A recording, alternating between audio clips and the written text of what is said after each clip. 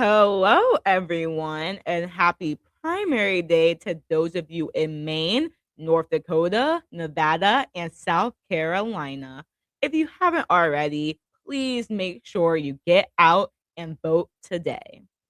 Thank you so much for listening to the very first episode of Power, Policy, and Progress with Madison Maynard.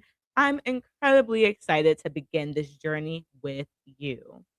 And before we get started, I do have a teaser episode available if you'd like to learn more about this podcast, what topics we'll be covering, and a little more about me. So, if you haven't listened to that yet and want some additional information, please feel free to pause this episode and check out the teaser and then come back. With that being said, we have a lot to discuss on today's episode. First, we will take a look at recent midterm primary contests and analyze the impact of President Donald Trump's endorsements on Republican candidates. Then, we'll turn our attention to California's primary elections, focusing on the governor's race and the Los Angeles mayoral contest. Although the primary was held last Tuesday, vote counting is still ongoing, and there are a lot of important developments worth discussing. Next, we'll examine Maine's Democratic Senate primary, which has generated significant headlines, to say the least, especially in recent weeks. Graham Platner, the clear frontrunner in the race, and a candidate who has received endorsements from prominent Democrats, including Senator Bernie Sanders of Vermont, has faced scrutiny, well deserved scrutiny, if I may add, after several controversies from his past resurfaced. So we'll break down the situation and discuss what it can mean for Democrats moving forward. Then we'll discuss the nationwide battle over redistricting, ongoing debate surrounding the Voting Rights Act, and what these developments can mean for the upcoming midterm elections. And lastly, we'll discuss President Donald Trump's appearance at the NBA Finals game last night at the New York Knicks versus San Antonio Spurs game. It was not really pleasant for Donald Trump or anyone he was with in that booth, where there's a lot of booing and wasn't a pretty sight. So I hope you enjoy this episode. Thank you for listening. And now let's get right into it. So, one of the biggest stories coming out of the May primaries is the continued influence President Donald Trump has over the Republican Party. You would think, especially with this ongoing war with Iran and the impact it's had on the economy, you would think that his influence in the party would be more weak. But it isn't as weak as many people anticipated, including myself.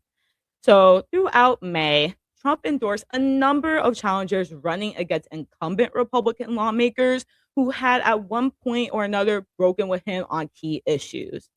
The results were striking. Of the 10 Republican incumbents targeted by Trump-backed challengers, all but 2 were defeated, with one race still too close to call. Perhaps the most notable example was in Kentucky, where Congressman Thomas Massie lost his primary after becoming one of Trump's most outspoken critics in Congress. Massie had opposed President Trump on issues ranging from government spending to foreign policy. Despite a well-known name and an established political base, he was defeated by a Trump-backed candidate named Ed Gowron. More than $33 million was spent on this race, making it the most expensive House primary in American history. Trump also claimed a major victory in Louisiana, where Senator Bill Cassidy failed to advance to a runoff election. He didn't even make it to the runoff. Kind of crazy. Cassidy was one of the only 7 Republican senators who voted to convict President Trump during his second impeachment trial following the January 6th attack, insurrection, on the Capitol. His defeat was widely viewed as another sign that opposition to Trump still is risky, especially now when within the Trump second term. it is very politically risky within today's Republican Party. The president's influence was also felt in Indiana and Texas. In Indiana, several Republican state senators who opposed the GOP-backed redistricting efforts lost to Trump-endorsed challengers.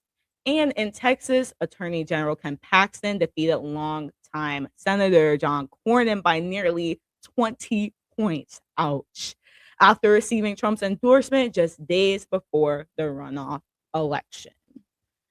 However, Trump's endorsement is not completely unbeatable. I mean, last week in Iowa, Republican voters delivered a rare setback to the president when Congressman Randy Feenstra lost the Republican governor primary despite receiving Trump's endorsement. Feenstra was defeated by conservative outsider Zach Land, demonstrating that while Trump's support remains one of the most powerful forces in Republican politics, candidate quality, campaign strategy, and local dynamics can still matter.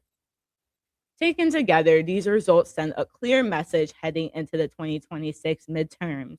President Trump continues to hold tremendous influence over the Republican Party, but even the most powerful endorsement in American politics is not guaranteed to determine every outcome. I was definitely surprised that so many of Trump's endorsements ended up in his favor, but does it really end up in his favor? For example, Ken Paxton, an extremely problematic candidate for the Republican Party, and President Trump endorsed him. I mean, I don't think that that was a good decision on his part. I think a lot of Trump endorsed candidates were the worst candidates to endorse. And therefore, if you're trying to win against a Democrat, it probably won't work out for them. I mean, James Talarico, the Democratic Senate primary candidate, he is a strong candidate. As someone who was very supportive of Jasmine Crockett, I can still acknowledge that James Talarico was an amazing candidate and is still an amazing candidate. And I think that he has a chance of winning over Ken Paxton. I think if it was James Talarico versus John Cornyn, I think it would have been a closer race. But I do think that Senator Cornyn would have still been victorious.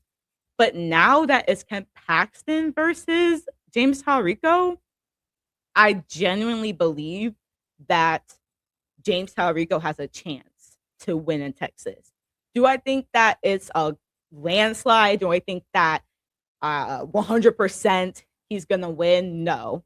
I'm still 50-50, but there is more of a chance that he's going to win versus Paxton than he was versus Cornyn. So this ends up working better for Democrats. And if Talarico continues his messaging, which has been resonating with a lot of voters, historic numbers came out to vote in the Democratic primary when it was James Talarico versus Jasmine Crockett. Historic numbers. So I genuinely think that that momentum can continue in November. And if more independent voters resonate with James Talarico versus the corrupt Ken Paxton, then Democrats have that. So we'll see. I think that a lot of the Trump endorsed candidates are weak, just like the president. And I think that can end up working in favor of the Democrats. So now let's turn to California, where several major races are beginning to take shape following last week's primary elections. In California, former Biden Health and Human Services Secretary Javier Becerra completed a stunning comeback in the state's governor primary. Just months ago, many political insiders had completely written off his campaign, but Becerra surged in his final weeks in this open jungle primary to secure a spot in November's general election. His rise was fueled by support from Democratic voters who cited his decades of experience as a congressman, California Attorney General, and cabinet secretary. If elected, Becerra would become California's first Latino governor in the modern era.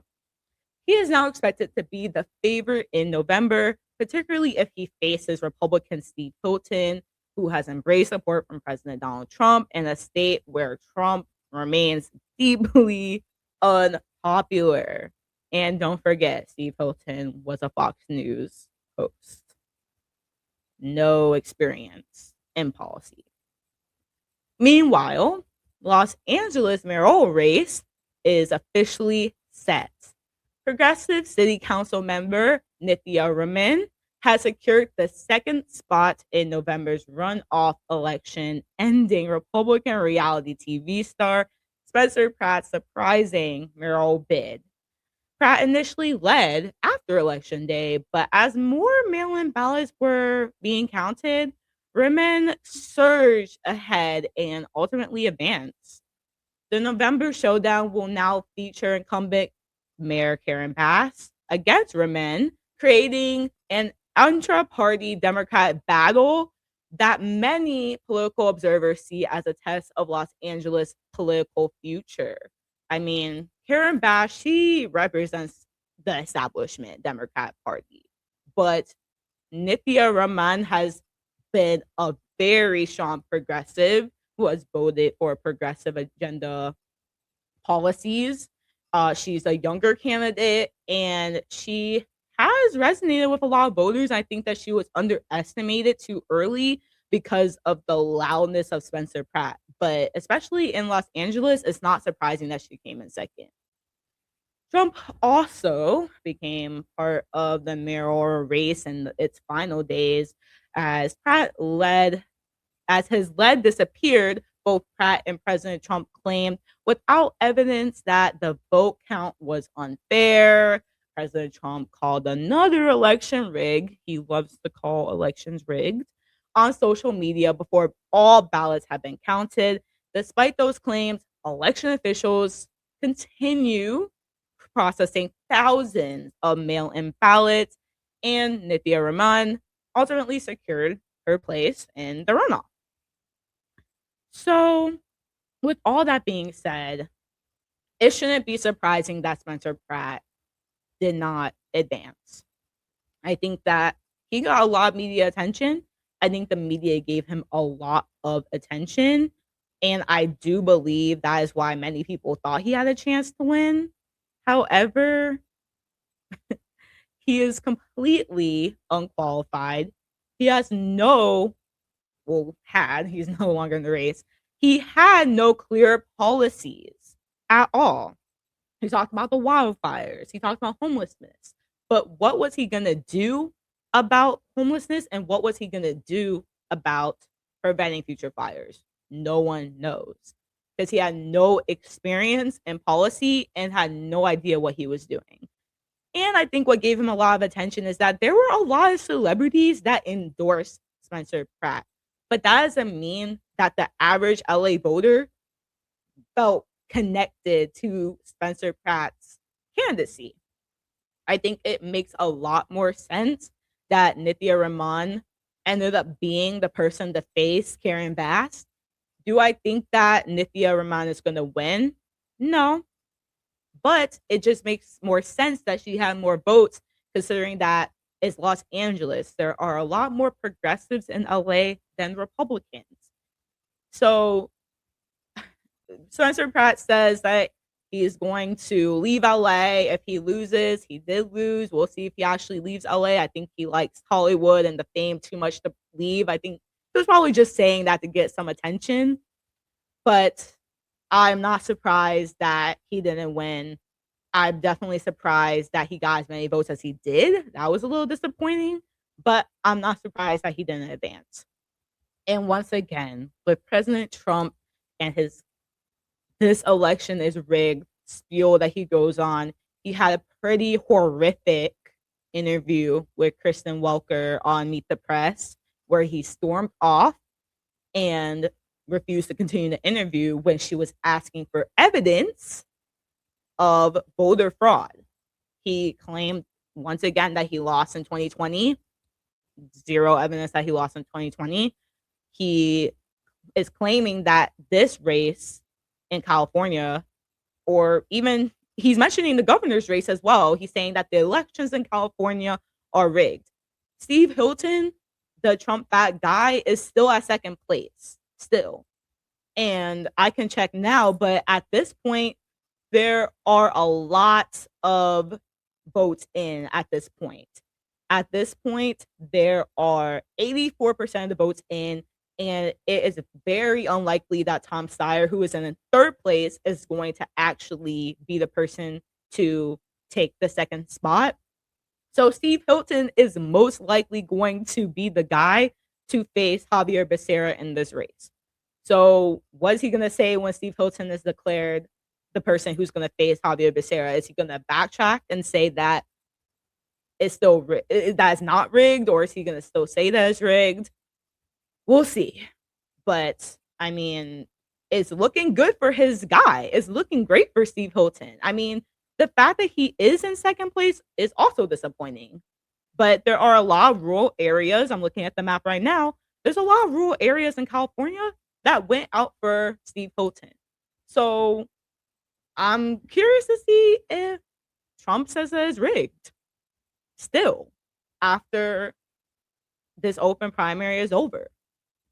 So it's just disappointing that we have a president who continuously plants doubt in the American people's heads about election fraud, voter fraud, when there's been no evidence of voter fraud or election fraud. It was unrealistic that Spencer Pratt was going to win. Completely unrealistic. So, like I said, none of this is surprising at all. So we'll see if Trump continues his rhetoric when his guy ultimately faces Javier Becerra. So let's move on to Maine. And I have a lot of thoughts on this. I think I have some thoughts that some Democrats might not like, but I'll give the background information and then I'll give my analysis. This is a very important race, an incredibly important race. But Graham Platner, who is definitely going to be the Democratic nominee, election night is tonight. People are casting their ballots as we speak. So on Thursday's episode, we're going to talk about the results. But I am 99% sure that Graham Platner is going to be the Democratic nominee for this race. And he's definitely going to be challenging Republican Senator Susan Collins. But he has spent the past week facing intense scrutiny over allegations regarding his past behavior and personal relationships. Reports from the New York Times detailed accounts from former romantic partners who described what they characterized as volatile and toxic relationships. The renewed scrutiny has also brought attention to earlier controversies involving sexually explicit messages he exchanged with women outside of his marriage, offensive comments that he made online, and a tattoo that resembles a Nazi symbol. I'm not joking. But he has since covered it up, but still. Platner has denied allegations that he was physically threatening and argues that his past is being used to weaponize against him for political purposes. At a recent campaign rally in Maine, Platner struck a defiant tone, telling supporters that Maine voters would stand by him despite what he called politically motivated attacks. He acknowledged going through a difficult period following his military service and said he has worked to grow from mistakes being made during that time. The controversy has sparked growing concerns among Democrats because Maine represents one of their best opportunities to flip a Republican-held Senate seat and potentially regain control of the Senate. I mean, this is an incredibly important race, truly. Several Democrat elected officials have publicly expressed concern about the allegations, while party strategists and donors worry that additional revelations could weaken Platner in a general election against Collins. Yet, despite those concerns, many Democratic voters remain firmly behind him. Supporters argue that his progressive message, outside status, and willingness to challenge the political establishment, outweighs concerns about his past, which I don't agree with that. Others, however, say the allegations have made them uneasy and could affect whether they support him in November. Polling suggests the race remains highly competitive, and both parties are expected to spend tens of millions of dollars in what could become one of the most expensive Senate contests in the country. Ultimately, the question facing Democrats is whether voters view Platner's past as disqualifying or whether they see it as a part of a personal story of growth and accountability. With the control of the Senate potentially hanging in the balance, Maine voters may end up deciding much more than just one Senate seat this November. So let me give my thoughts on this. I think that Graham Platner is a horrible candidate for Senate. This was the perfect opportunity for Democrats to win and to flip Maine blue. This was the perfect opportunity. If it wasn't Graham Platner and if it was a Democrat that had experience that doesn't have a horrific past with women, with racism, homophobia, and doesn't have a Nazi symbol tattooed on his body, if this was like a completely normal candidate who was running for Senate in the Democratic side, that person would win against Susan Collins. Kamala Harris won the state of Maine in 2024. She won in Maine in 2024. This was the perfect opportunity for Democrats to win Maine and flip the Senate blue. This was the perfect opportunity to do this. But the Democrats decided that Graham Platner was their guy because he's this normal white guy and, you know, he just can connect with the average Joe and he's a progressive and he's going to fight against the political establishment. Graham Platner is a racist, homophobe, and he has a horrific past with women. Horrific. So this is not the guy that Democrats should be defending at all. And of course, this is complicated because we want the Senate to be blue. I do. I give the news, but I also give my analysis and commentary. I want the Senate to go blue. So if I was living in Maine, I don't know what I would do. I don't know what I would do because I would feel incredibly uncomfortable voting for Graham Platner as a Black woman. I just would. I just would. So this is very challenging. And this was literally just such the perfect opportunity that is kind of ruined because at this point, we can't guarantee that Graham Platner is going to win. I think there's going to be some independents who don't want to vote for Graham Platner and would rather vote for Susan Collins, who is a moderate Republican. Yes. Does she vote with Trump majority of the time? Yes. But she's also pro-choice. She's a moderate Republican. She's not one of the most extreme people out there. So someone who doesn't feel comfortable with Graham Platner and, you know, is trying to figure out what to do, that person might vote for Susan Collins instead of Graham Platner. So I just wish there was a better candidate. I do believe that this is going to be up in the air. Now, I think that with Kamala Harris winning in 2024, winning in Maine in 2024, this was such a great opportunity. Do I think that people have the growth and, you know, ability to change? Yes. I do think that people can change. I do think that people should be allowed to change. Someone's past doesn't dictate how they are currently. Of course, everyone has the right to change. But do we know that he's actually changed? Do we know that? He could have put up this whole front for all of these months while running as a Democratic socialist, aligning himself with Bernie and all of those guys. He really could have just been putting up a front this whole time. Because we can't guarantee that how he is now is how he's going to be if he ultimately wins the Senate. If he wins the Senate, this dude could turn out to be like John Fetterman, who, remember, in Pennsylvania, John Fetterman ran as a Democratic socialist. He ran as a progressive. And now John Fetterman is the most conservative Democrat ever. Ever. So clearly, John Fetterman in the campaign trail is not the John Fetterman that he actually is in office. That very much could be Graham Platner. He could be putting up this, oh, I'm holding myself accountable act to win votes and then ultimately get in there and not fight for the people. That is what I'm worried about personally. So this is really difficult. This is really hard. I don't want to ever say, let's support the guy who has made racist remarks, homophobic remarks, has a horrific past with women. Because I've said to a few people about the New York City mayoral race in 2025. As someone personally who doesn't identify as a Democrat socialist, I identify as a Democrat, but not as a Democratic socialist. I would have still voted for Zoran Mandani in the race because I wouldn't have felt comfortable voting for Andrew Cuomo, who has been accused of sexual assault.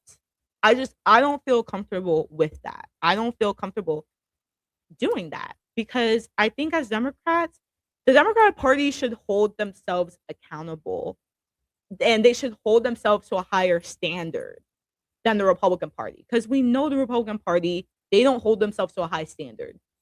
For the Republicans, as long as you support the MAGA agenda, no matter if you're racist, sexist, homophobic, we'll vote you in, we'll support you, we'll get behind you. Democrats should hold themselves to a higher standard, and they shouldn't get behind a guy like Graham Platner.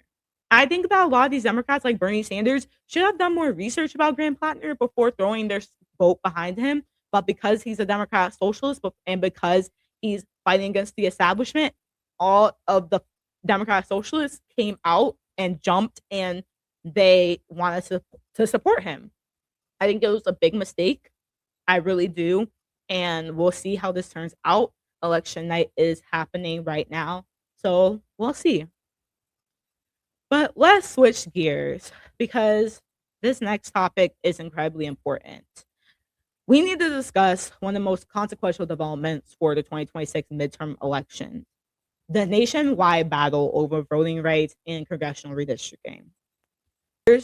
We first need to understand the Voting Rights Act of 1965, signed by President Lyndon B. Johnson during the height of the civil rights movement.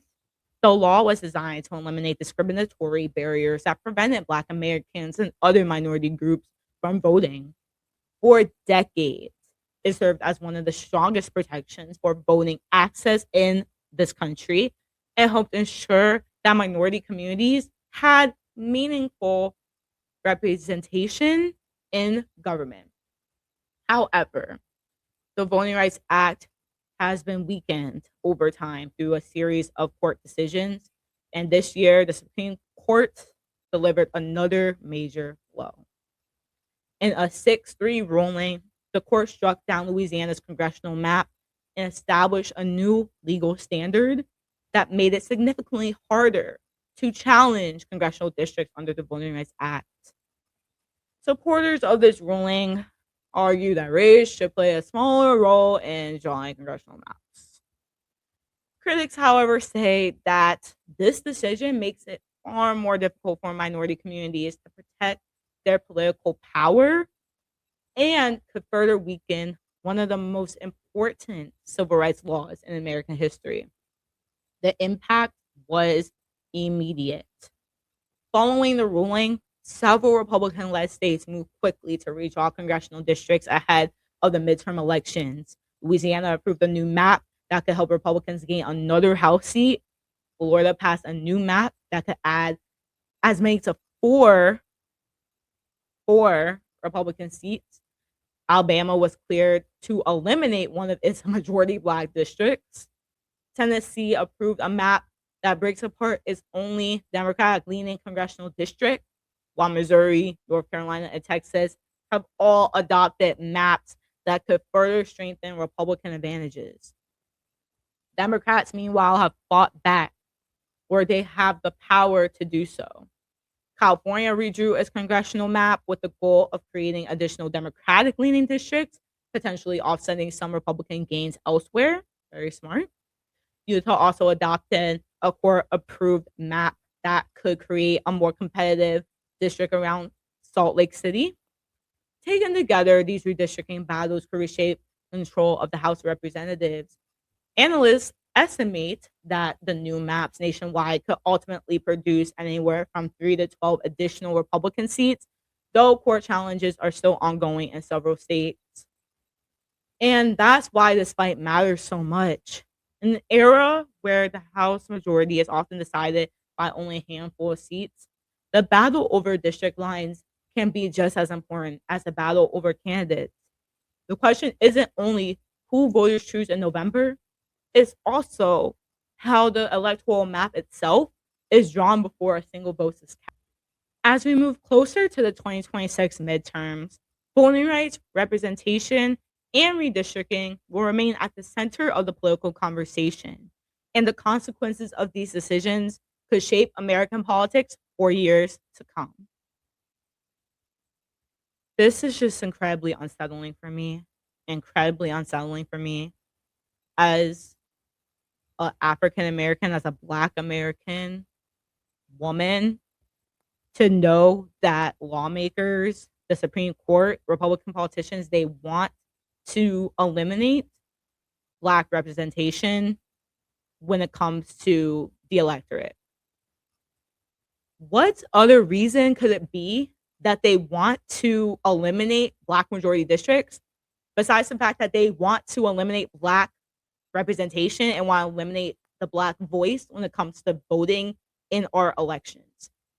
There's no other reason why Republicans would want to eliminate Black majority districts other than that. They want to eliminate Black representation in government because Black people in this nation, majority of us vote Democrat. Majority of us vote Democrat. And they want to eliminate the Black voice. They want to eliminate our right as American citizens to have representation through maps. Why are we the only race that doesn't get a majority district? White majority districts are everywhere. You're creating more white majority districts. Why don't we have that same right to have Black majority districts in this country? Why? I think Republicans also see us as a threat to them. And especially after Kamala Harris running for president and being very close to beating Donald Trump, that scared Republicans. And they were like, nope, we got to do something about this. Kind of like after Obama, when they groomed Trump to be the nominee and eventually he won. Anytime there's something that happens like Obama being president or Kamala Harris losing by only 2 million votes in the 2024 presidential election, anytime something like that happens, Republicans are like, this can't happen. This can't continue. We need to eliminate the Black vote. We need to eliminate Black voices. We need to eliminate Black representation. Anytime we get some gains, they want to take away those gains. They want to take away those gains. And that is why I'm happy that Democratic states are combating this and are also redrawing their maps, because it can't just be Republican states redrawing maps. It can't. It can't just be Republican states. It can't. And Republicans only have an issue when they go on the media. They only have an issue when Democratic states redraw their maps, but have no issue with Republican states redrawing their maps. And they have no issue with the Supreme Court ruling.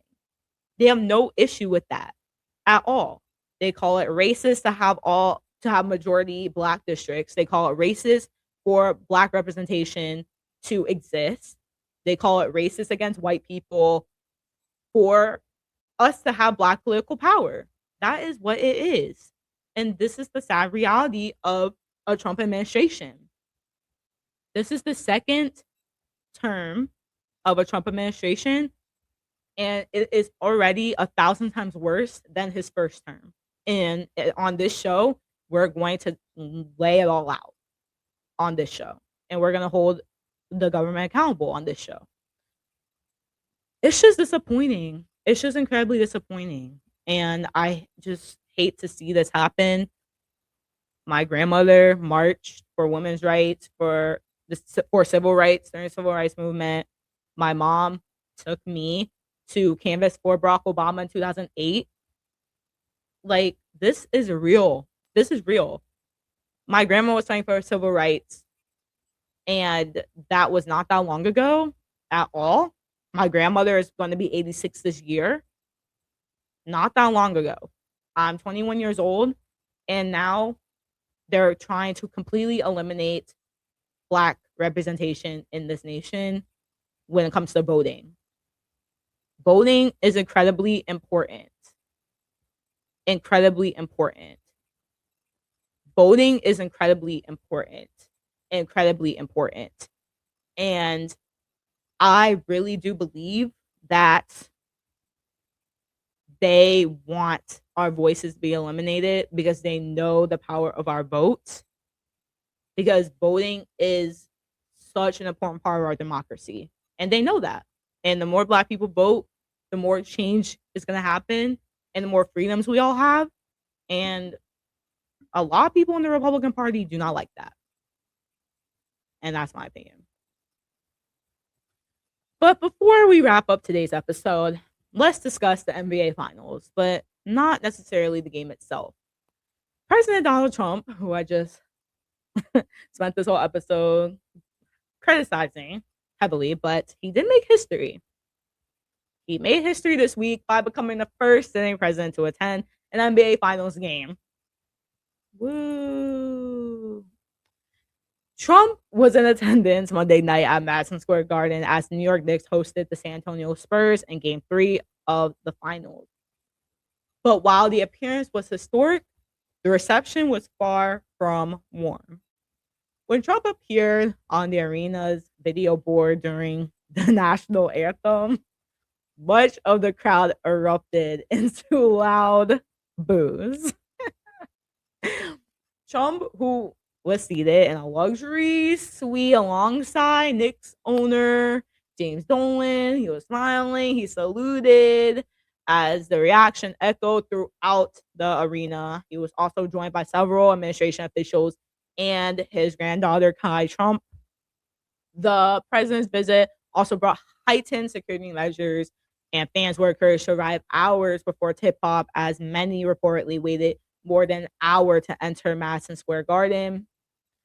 Even members of the Knicks organization adjusted their routines because of the added security presence. The reaction stood in stark contrast to 2019 when former President Barack Obama attended an NBA Finals game in Toronto. It was greeted with the chants of MVP, MVP from fans. Despite the political moment unfolding in the stands, players and coaches largely avoided commenting on Trump's attendance. I wonder why. Choosing instead to focus on the championship matchup. As for the game itself, the Spurs ended up defeating the Knicks in Game 3, handing New York its first loss of the finals. However, the Knicks still lead the series 2-1 as they continue their quest for their first NBA championship since 1973. Here in Cleveland, we can't relate to that. We can't relate to that because, sorry, our victory was 10 years ago, not 50. What's the math? 4 years ago. For a city starving for a title and a nation increasingly divided politically, Monday night's game became much more than about basketball. So, this was funny to me. I mean, I think that the Knicks fans did this to themselves by giving so much attention to President Trump and him being there. I mean, we have Stephen A. Smith, we have all these other sports journalists and commentators and Knicks fans going on the news and talking to different people saying, if Trump comes, he's gonna jinx it, he's gonna jinx it, he's gonna jinx it, he's gonna jinx it.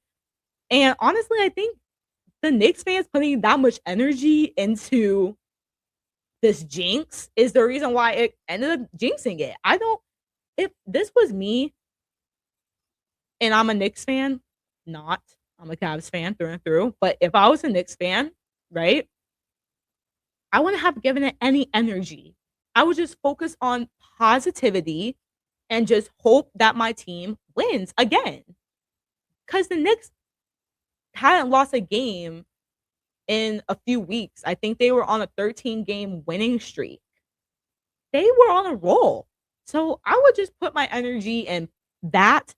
We're winning, we're on a winning streak. Forget Trump. I'm not even going to focus on him being there. I think so many Knicks fans putting the energy out there of a jinx and putting too much energy on Trump, who we know brings negative energy. We know he brings negative energy.